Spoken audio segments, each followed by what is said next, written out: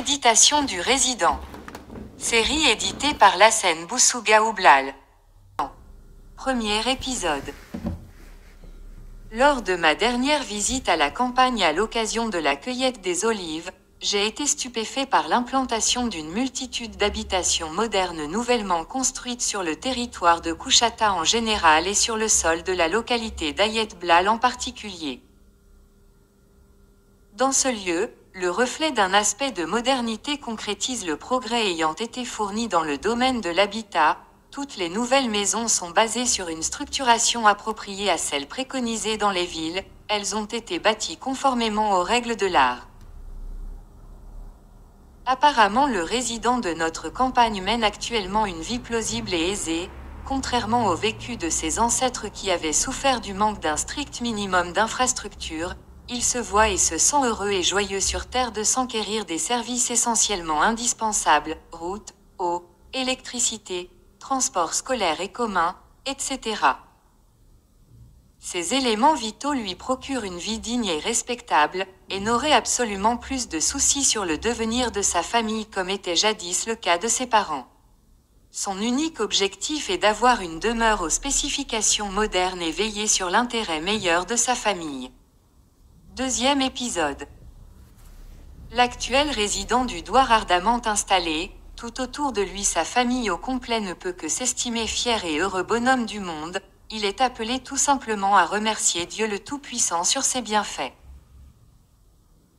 Reste à définir le rôle essentiel de ce chef de famille bien épanoui par un état d'âme le stimulant à agir positivement pour instaurer un plan de travail strictement régulier. Il se sent plaisant du devoir qu'il assumait vis-à-vis de sa famille. Ces sacrifices vont faire disparaître ses angoisses après un rendement rentable consenti de ses énormes efforts. Troisième épisode. La rentabilité dans tout domaine s'acquiert péniblement et durement. Notre frère résident, après avoir accompli sa besogne, optimise une abstraite prévoyance relative aux efforts fournis et laisse le soin à la providence d'Allah s'occuper du reste. Il est appelé tout le temps à implorer Dieu, le prier, l'invoquer pour récompenser ses efforts et alléger toutes ses peines senties afin qu'il lui procure une abondante récolte. Il est censé savoir que sans sa bénédiction, l'espoir d'avoir un bon rendement semble réduit et inconfortable.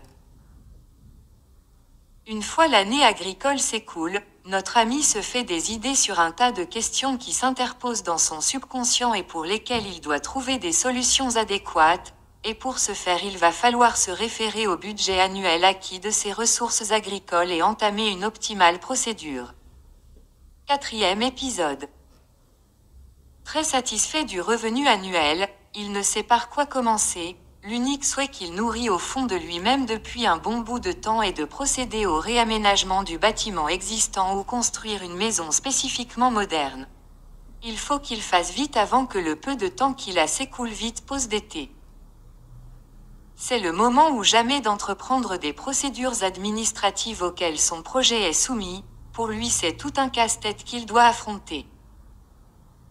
Se donner de la peine pour l'obtention d'une autorisation de construction ou de réaménagement de sa demeure lui paraissait absurde et inconcevable, il est chez lui et voulait faire ce que bon lui semble.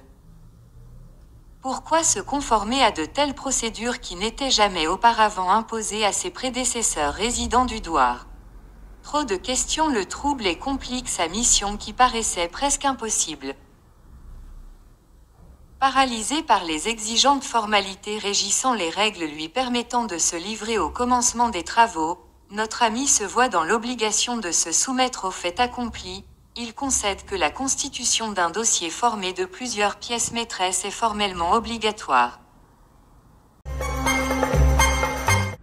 التعليق الوحيد جاء من طرف سي محمد سعيد الشكراني، جاء فيه: جميل ما كتبت أيها الأخ الكريم الحسن بلال حول المعمار بالدوار في حلقته الثانية.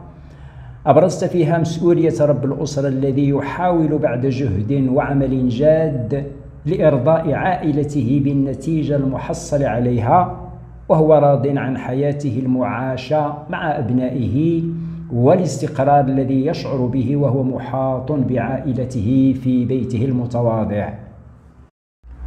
انتهت الحلقات الأربع مع التعليق، وإلى فرصة أخرى بحول الله.